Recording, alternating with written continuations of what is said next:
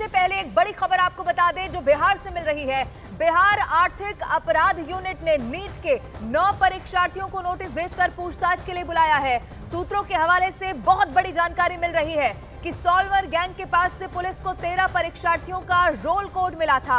EOU इन 9 छात्रों से पूछताछ में यह जानने की कोशिश करने वाली है क्या इन लोगों को भी पहले से परीक्षा पत्र यहां पर मिले हुए थे और इसी के आधार पर अब जांच पड़ताल को आगे बढ़ाया जा रहा है। ये इस वक्त की सबसे बड़ी खबर नीट परीक्षा से जुड़ी हुई हम आपको बता रहे हैं। बिहार आर्थिक अपराध यूनिट ने नीट के 9 परीक्षार्थियों को नोटिस भेजकर पूछताछ के लिए बुलाया है। चंद्रमोहन मेरे साथ फोन लाइन पर मौजूद है। चंद्रमोहन, क्या जानकारी है? पूछताछ को आगे बढ़ाया जाएगा? बिल्कुल, देखिए, और इसी पूछताछ को आगे बढ़ाने के लिए आर्थिक अपराध इकाई ने 9 परीक्षार्थियों को नोटिस भेजा है और छात्रों के साथ साथ उनके अभिभावकों को भी पूछताछ के लिए बुलाया है, जिसमें साफ तौर पर ये जो जानकारी अभी तक सामने आई है उसके मुताबिक जिस दिन परीक्षा थी उस दिन सॉल्वर गैंग के पास से 13 छात्रों का 13 परीक्षार्थियों का रोल कोड मिला था और उस रोल कोड के आधार पर 4 परीक्षार्थियों को गिरफ्तार कर लिया गया है, जबकि 9 लोगों का ट्रेस नहीं मिल रहा था। और यही वजह है कि जैसे ही एनटीए से यह जानकारी उपलब्ध कराई गई आर्थिक अपराध इकाई को, उनका डिटेल्स, उसके बाद उनको नोटिस दिया है, अब पूछताछ के लिए बुलाया जाएगा। जो जानकारी अब तक सामने आई है उसमें साफ तौर पर आर्थिक अपराध इकाई की तरफ से ये कहा जा रहा है कि इन 9 छात्रों से और उनके अभिभावकों से जब पूछताछ होगी तो कई आगे खुलासे हो सकते हैं, क्योंकि यह शक है, क्योंकि 9 जो ये छात्र जिनको नोटिस दिया गया है इन पर यह शक है, हो सकता है कि इनको भी एक दिन पहले प्रश्न पत्र और उसका आंसर शीट उनको उपलब्ध कराया गया हो और उसके बाद उनको भी ये क्वेश्चन पेपर रटाकर और उसके बाद एग्जाम दिलाने के लिए इनको ले जाया गया था, जैसी जो जानकारी सामने आई है उसके मुताबिक। तो इसीलिए इन सभी लोगों को नोटिस दिया गया है और पूछताछ के लिए बुलाया गया है। तो और भी बड़े खुलासे होने की संभावना है। आप नजर बना के रखिए। फिलहाल बहुत शुक्रिया तमाम जानकारी देने के लिए।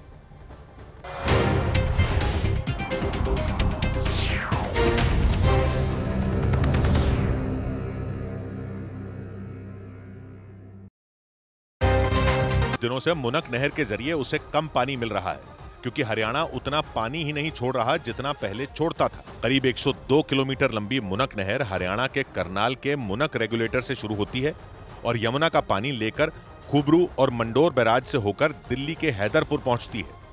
हरियाणा से दिल्ली में एंट्री करने के बाद मुनक नहर बवाना, नांगलोई, द्वारका, हैदरपुर 1 और हैदरपुर 2 तक जाती है और फिर वहां बने एक वाटर ट्रीटमेंट प्लांट से दिल्ली के एक बड़े हिस्से में पानी की सप्लाई होती है। और अगर मुनक नहर में कम पानी आए तो दिल्ली के रिहायशी इलाकों के अलावा Rashtrapati Bhavan, supreme court, Delhi high court और कई दूतावासों में भी पानी की सप्लाई प्रभावित हो जाती है। इसीलिए मुनक नहर की सुरक्षा बढ़ा दी गई, क्योंकि इससे पहले भी वहां से पानी की चोरी की शिकायतें मिल चुकी हैं। और इस बार भी ऐसी ही आशंका जताई गई। दिल्ली सरकार के मुताबिक मुनक नहर के जरिए दिल्ली को हरियाणा से जो पानी मिलता है उसमें 200 क्यूसेक की कमी आई है और इसलिए दिल्ली वालों की परेशानी और बढ़ गई, क्योंकि मुनक नहर के रखरखाव का जिम्मा हरियाणा सरकार के पास है। और एक बार जाट आंदोलन के समय दिल्ली आने वाला मुनक नहर का पानी रोक दिया गया था और इसके बाद दिल्ली में पानी का भयंकर संकट आ गया था। यानी जब जब हरियाणा से मुनक नहर का पानी रोका गया या फिर मुनक नहर से पानी की चोरी हुई तो दिल्ली में पानी की किल्लत हो गई और टैंकर माफिया के मुद्दे पर दिल्ली सरकार ने सुप्रीम कोर्ट के सामने यही तर्क दिया था और कहा गया था कि टैंकर माफिया यमुना की दूसरी तरफ हरियाणा में सक्रिय हैं और इसीलिए वो टैंकर माफिया पर सख्ती नहीं कर पा रही है। लेकिन इस मामले में दिल्ली के उपराज्यपाल ने सावधानी बरती और टैंकर माफिया को रोकने के लिए मुनक नहर के आसपास पुलिस तैनात करवा दी, क्योंकि दिल्ली में पानी की एक एक बूंद के लिए लड़ाई चल रही है और मुनक नहर की भूमिका बड़ी हो गई। और इधर देश भर में नीट पर मचे बवाल के बीच बिहार की पटना पुलिस ने नीट परीक्षा के पेपर लीक करने के मामले में 19 लोगों को गिरफ्तार करने का दावा किया। इससे उन छात्रों के दावे को बल मिला जो शुरू से ही परीक्षा में गड़बड़ी की बात कर रहे थे। पेपर लीक होने के बाद परीक्षा रद्द करने के लिए छात्रों ने सुप्रीम कोर्ट का दरवाजा भी खटखटाया था। छात्रों का गुस्सा तब और भड़क गया जब ग्रेस मार्क पाने वाले 1563 बच्चों को परीक्षा करवाने वाली एजेंसी एनटीए ने दोबारा परीक्षा देने का विकल्प दे दिया। हालांकि एक रोज पहले केंद्र सरकार ने नीट परीक्षा में किसी भी तरह की धांधली की बात से इनकार कर दिया था। लेकिन नीट की परीक्षा देने वाले बड़ी संख्या में छात्र पहले दिन से ही पेपर लीक होने का आरोप लगा रहे हैं।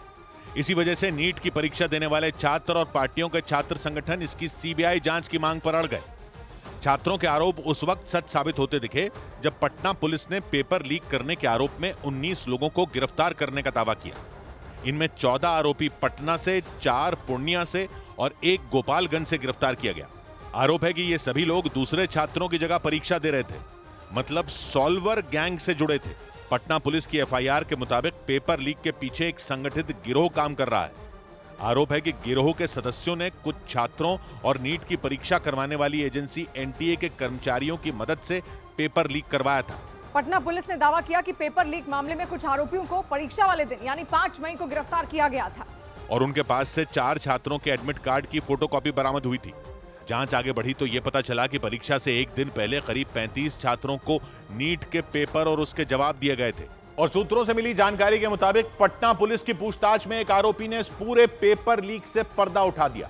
पटना पुलिस की तरफ से उस आरोपी का नाम आयुष बताया गया और पुलिस सूत्रों ने दावा किया कि उसने पूछताछ में पेपर लीक होने की बात कबूल कर ली। सूत्र बताते हैं कि आयुष ने पूछताछ में यह बताया कि नीट परीक्षा के दौरान जो उसे प्रश्न पत्र मिला था उसमें सभी सवाल पेपर लीक से पहले मिले प्रश्न पत्र से हूबहू मिल रहे थे, मतलब सारे सवाल वही आए थे जो परीक्षा से पहले उसे बताए गए थे। पुलिस सूत्रों के मुताबिक आयुष ने पूछताछ में यह भी बताया कि पटना के खेमनीचक इलाके में मौजूद एक हॉस्टल में उसे 4 मई को ले जाया गया था, मतलब नीट परीक्षा से एक दिन पहले। दावा है कि उसे वहां पेपर के साथ उसके जवाब भी दिए गए और उन्हें याद करने के लिए कहा गया था। सूत्रों के मुताबिक आयुष के साथ उस हॉस्टल में 20 से 25 छात्र मौजूद थे और सभी लोग जवाबों का रट्टा लगाने में जुटे थे। अगले दिन जब नीट की परीक्षा हुई तो सभी सवाल वही आए जो उसे याद करने के लिए दिए गए थे। बाद में उस हॉस्टल पर छापा भी मारा गया था, जहां से पुलिस ने पेपर जलाने के सबूत मिलने का दावा किया। खबर है कि जले हुए पेपर मिलने के बाद आर्थिक अपराधों की जांच करने वाली बिहार की ईओडब्ल्यू ने एनटीए से पेपर की कॉपी मांगी, लेकिन एनटीए की तरफ से पेपर उपलब्ध नहीं कराया गया था। और पुलिस सूत्रों ने दावा किया कि बिहार में नीट परीक्षा का पेपर दूसरे राज्यों से लाए जाने के दौरान लीक करवाया गया था।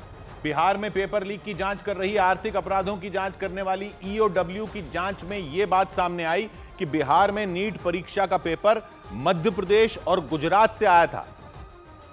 और सूत्रों ने दावा किया कि मध्य प्रदेश और गुजरात से पेपर बिहार लाए जाने के दौरान उसे लीक किया गया था। सूत्र बताते हैं कि आरोपियों ने रास्ते से पेपर लीक किया और फिर उन्हीं बच्चों को पेपर बांट दिए जिन्होंने मोटी रकम दी थी। इस बीच सुप्रीम कोर्ट ने नीट पेपर लीक और इसकी सीबीआई जांच वाली याचिका पर सुनवाई की। कोर्ट ने एनटीए को 2 हफ्तों में इस पर अपना पक्ष रखने का आदेश दिया। सीबीआई जांच वाली इस याचिका में आरोप लगाया गया कि गुजरात में गोधरा के जय जलराम परीक्षा सेंटर को चुनने के लिए कई राज्यों के छात्रों ने 10-10 लाख रुपए की घूस दी थी। इस मामले में सेंटर पर ड्यूटी देने वाले टीचर समेत 5 लोगों को गिरफ्तार कर लिया गया था। उनके पास से 30 से ज्यादा छात्रों की जानकारी मिली थी। 30 स्टूडेंट का लिस्ट मिला था, साथ में एक 16 बच्चों का अलग से लिस्ट ये परशुराम रॉय है उसकी ऑफिस से भी मिला था। जांच में यह भी पता चला कि छात्रों के घर वालों ने आरोपियों को 2 करोड़ 30 लाख रुपए दिए थे। इसी वजह से सुप्रीम कोर्ट में याचिका दाखिल कर नीट परीक्षा की जांच सीबीआई से करवाने की मांग की गई। बड़ी खबर आई दिल्ली में पानी की किल्लत से जुड़ी। दिल्ली में पानी की परेशानी के बीच टैंकर माफिया के खिलाफ एक्शन शुरू हो गया। दिल्ली पुलिस ने मुनक नहर के पास एक टैंकर पकड़ा। हरियाणा के पास दिल्ली की मुनक नहर के आसपास पहरा भी बढ़ा दिया गया। गश्त तेज कर दी गई और इसके लिए दिल्ली पुलिस ने 56 पुलिस कर्मियों की ड्यूटी लगाई, क्योंकि दिल्ली में पानी की परेशानी के बीच टैंकर माफिया के मुद्दे ने तूल पकड़ लिया। लगातार आरोप लग रहे हैं कि टैंकर माफिया पानी चुरा रहा है और मनमाने दाम पर बेच रहा है, जबकि दिल्ली की एक बड़ी आबादी भयंकर गर्मी के बीच टैंकर के पानी के भरोसे है। और पानी के लिए लोगों की जद्दोजहद की ऐसी तस्वीरें रोज आ रही हैं। दिल्ली की गीता कॉलोनी हो, चाणक्यपुरी हो या फिर ओखला, हर जगह एक जैसे हालात नजर आए। लोग सुबह से